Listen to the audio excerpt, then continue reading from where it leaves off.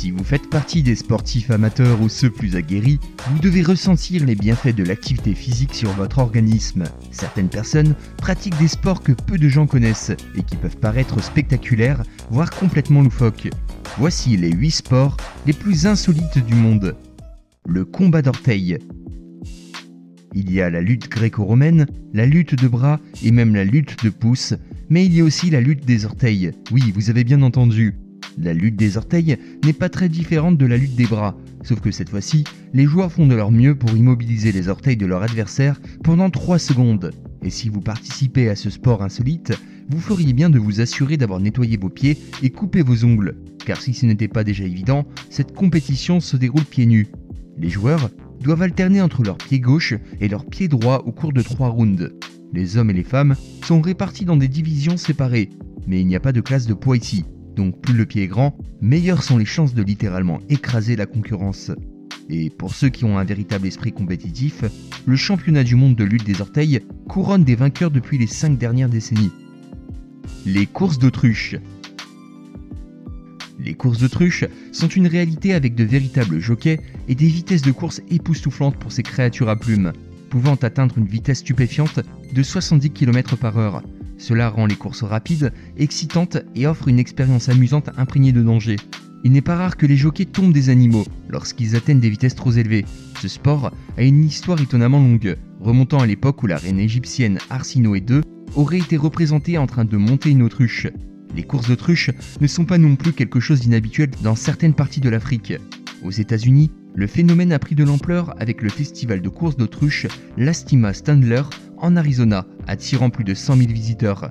Cependant, le sport a été sujet à controverse, des organisations de défense des droits des animaux le critiquant pour causer une peur et une détresse inutiles aux autruches. Le cycleball.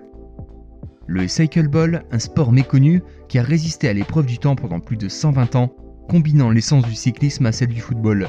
Dans le cycleball, les joueurs effectuent des contrôles de balles principalement avec la roue avant du fixe, ou même avec la tête, à l'exception du moment où l'on défend le but. Le match se déroule avec 2 joueurs par équipe, en 2 mi-temps de 7 minutes, sur un terrain de 14 mètres par 11 mètres, équipé de cages de 2 mètres par 2 mètres. La balle utilisée pèse de 500 à 600 grammes et est recouverte de tissu. Chaque joueur peut assumer les rôles d'attaquant ou de défenseur, frappant la balle avec la roue avant ou arrière, autorisant même les coups de tête. Les mains ne sont utilisées que lorsqu'un joueur défend le but à l'intérieur de la zone matérialisée.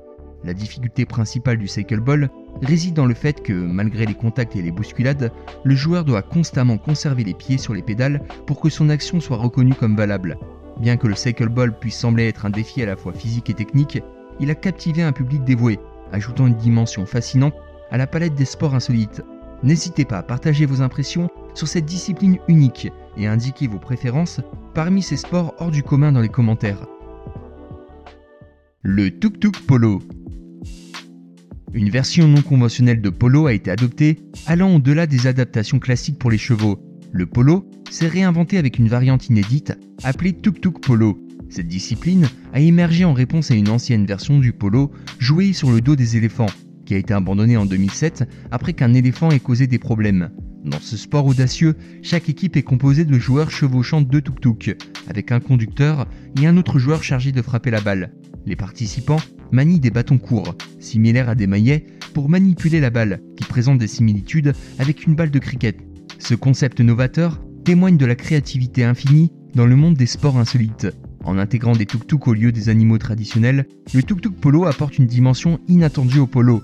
C'est un exemple fascinant des façons dont les sports peuvent évoluer et se diversifier, offrant des expériences uniques et mémorables. Le championnat du monde de portée de femmes. Ce sport finlandais trouve ses origines dans une légende de vol de femmes datant du 19e siècle. Dans sa version moderne, le portée de femmes a été créé en Finlande en 1992 et les premiers concurrents étrangers ont été admis en 1995. Depuis lors, le village finlandais de Sonkajärvi organise chaque année le championnat du monde. L'objectif de chaque concurrent est d'effectuer un parcours d'obstacles le plus rapidement possible en portant sa coéquipière sur son dos. À Sonkajärvi, les participants savent bien que la légèreté est un atout majeur.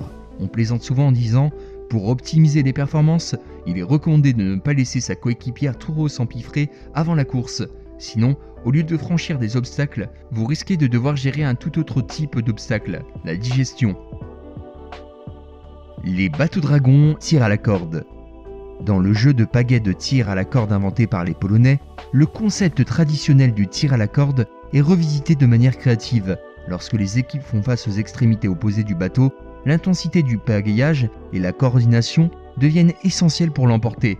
Contrairement à la version traditionnelle du tir à la corde, où l'objectif est de tirer la corde vers son propre camp, dans ce sport, l'accent est mis sur la poussée vers le centre.